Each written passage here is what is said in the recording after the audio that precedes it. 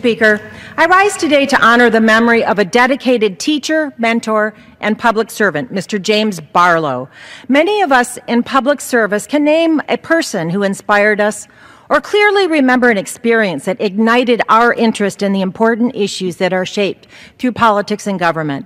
And for thousands of Oregonians, that spark was Mr. Barlow. Born in Portland, Oregon in 1929, Mr. Barlow earned his bachelor's and master's degrees from Oregon State University. He taught social studies in the Beaverton School District in Oregon's 1st Congressional District from 1962 until 2005. He always made his classrooms laboratories of curiosity. But some of his best lessons didn't take place in a classroom at all. They took place on the floor of the model presidential nominating conventions, started in Mr. Barlow in the mid-1960s. Every 4 years for 4 decades, thousands of high school students from all over the state would gather, usually in Portland, from 9 a.m. to 9 p.m. They would step into the role of state delegations, vote on platform issues, cast ballots for the nomination, and broker and negotiate with other delegations. They got ready for this by studying their assigned state's demography, history, politics, and economy.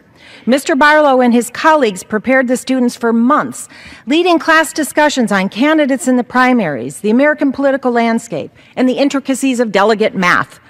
The student participants had to be sharp and organized, and I know this firsthand because my son participated in the 2004 Model Convention and took preparatory evening classes at Portland State University with Mr. Barlow. These model conventions were no simple class simulations. Major presidential candidates came by and spoke to the crowd of students delegates. Robert Kennedy, Nelson Rockefeller, George McGovern, Hubert Humphrey, Jesse Jackson, Jimmy Carter, Ronald Reagan, George H.W. Bush, Michael Dukakis, and Bill Clinton all stopped by at a model convention as they campaigned ahead of Oregon's presidential primaries. The model conventions exemplified Mr. Barlow's leadership, enthusiasm, and imagination, but former students know that he also connected with and motivated his students in smaller, quieter ways as well. His psychology, philosophy, and current affairs courses were legendary at Aloha High School, where he spent most of his career. He inspired students to think beyond tests and essays. He challenged them to think critically. He encouraged them to consider new perspectives on the information they consume. And as a teacher, he saw potential in every student. With his dry wit, his deep knowledge, and genuine enthusiasm for his subject matter, Mr. Barlow created a learning atmosphere where everyone felt and everyone was welcome and valuable. And there was something that helped with the welcoming: donuts.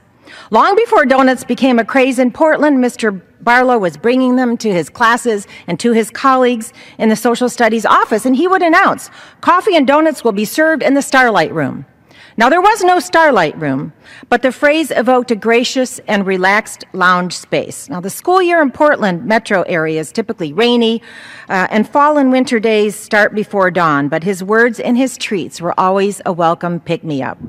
The day after Mr. Barlow's death, scores of his former students and colleagues observed Coffee and Donut Day, going out for a sugary bite and a cup of coffee and posting pictures on social media. It was touching to all who knew him.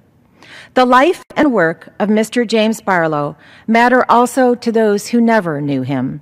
And that's because he taught thousands of Oregonians to be active, engaged, and sharp-thinking participants in our democracy.